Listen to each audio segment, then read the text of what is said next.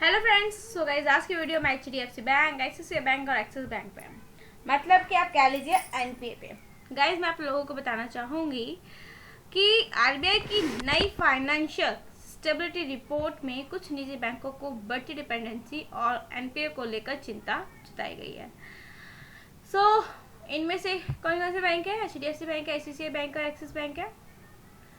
Guys इस sectors में मतलब बैंकिंग सेक्टर पर दबाव भी बना हुआ है, जिसकी वजह से जो चिंता जताई गई है एचडीएफसी में आप देख सकते हो, आईसीआईसीआई में देख सकते हो, एक्सिस में देख सकते हो।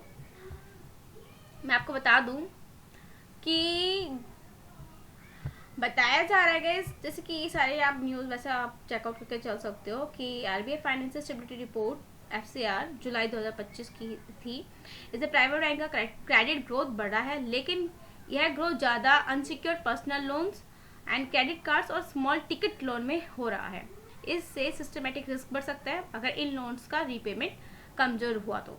ठीक है, यही एक रीज़न है जो कि एचडीएफसी बैंक कह लीजिए, आईसीआईसीआई बैंक, एक्सिस बैंक जैसे प्राइवेट बैंक पर रिपोर्ट में इशारा दिखाया गया है कि ये बैंक बहुत तेजी से लोन बुक बढ़ा रहे हैं, खासकर रिटेल अनसिक्योर्ड सेगमेंट में ज़्यादा एग्रेसिव हो गए हैं। अगर इकोनॉमिक थोड़ा भी झटका आता है तो ये रिस्क लोन एनपीए में बदल सकते हैं। लोन टू डिपॉजिट रेशो की बात करें तो कई बैंकों का एलडीआर 85% के ऊपर चला गया है, यानी बैंकों ने जो जमा लिया उसका बड़ा हिस्सा ऑलरेडी उधार दे दिया है। ये लिक्विडिटी क्रंच का खतरा पैदा करता है। गाइस आरबीआई ने जताया है कि बैंक को ज्यादा सतर्क रहने की जरूरत है, विशेष रूप से उन सेगमेंट में जहां बोरर की डिफॉल्ट रिस्क ज्यादा है। आरबीआई ने कहा है कि वो क्लोजली मॉनिटरिंग कर रहा है। ठीक है, एचडीएफसी बैंक के बारे में बात करूँ तो मर्जर के बाद एलडीआर और रिटेल लोन बुक काफी तेजी से बढ़ रही है। वहीं आईसीआईसीआई बैंक की बात करें तो aggressive retail loan push credit card में बड़ी हिस्सेदारी दिखा रहा है।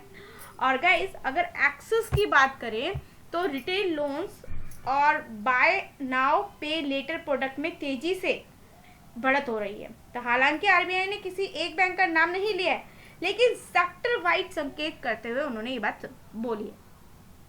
गाइस अब आपको चीज़ों को क्लियर रखना है। ठीक है, देखिए आरबीआई बिल्डिंग और रिपोर्ट की जो रिपोर्ट है उसके मुताबिक जो भी चीज़ें मैंने आपको बता दिया है कि आरबीआई की नई फाइनेंशियल जो स्टेबिलिटी रिपोर्ट में निजी बैंकों को लेकर चिंता ये बताई गई है, जो इनसिक्योर लोन हो गए, पर्सनल लोन, क्रेडिट लोन, ये जो सब चीज़ें सिस्टमेटिक रिस्क बढ़ रहा है उसकी वजह से।